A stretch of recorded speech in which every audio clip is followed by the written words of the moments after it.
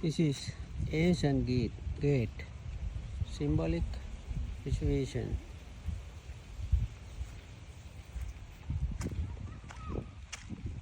Let's go to the Stargate.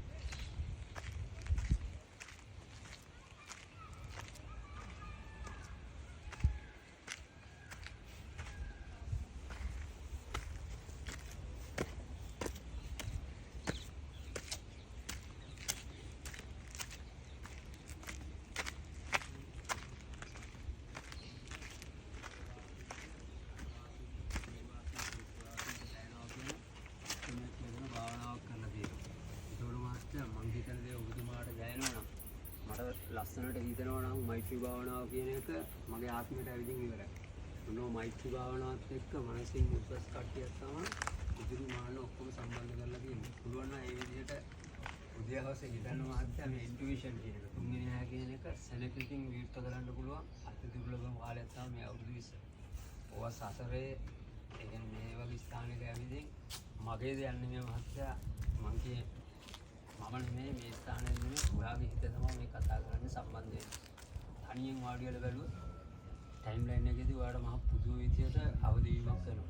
ඒ අවදිවීම ගත්ත මිනිස්සයා විතරයි මහත්තයා කොච්චර අපි බණ ඇහුවත් කිව්වත් මොනවා කරත් වැඩක් නැහැ මේ සසර කියන එක ටයිම් ලයින් එක දකින්න ඕන. Taman කොහෙන් දෙන්නේ මොකටද ආවේ මේ ශරීරයට කොහෙටද යන්නේ.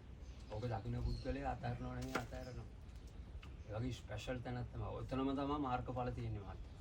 මේ ප්‍රැක්ටිකලි තමන්ගේ හිතත් එක්ක මේ ගත්ත දේ තමයි මහත්තයා මේ අපේ ඉතිහාසයේ අපු ස්ටක් කරලා තියෙන්නේ.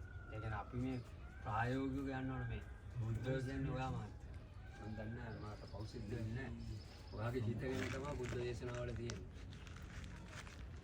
නේ නෝන. නේද? හරි බුදුම තැන. මෙතන වෙන දවසක ඉන්න මහත්තයා.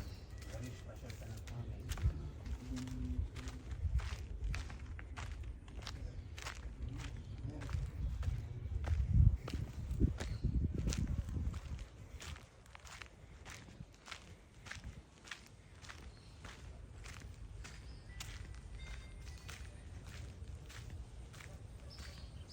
It is spiritual place of Stargate.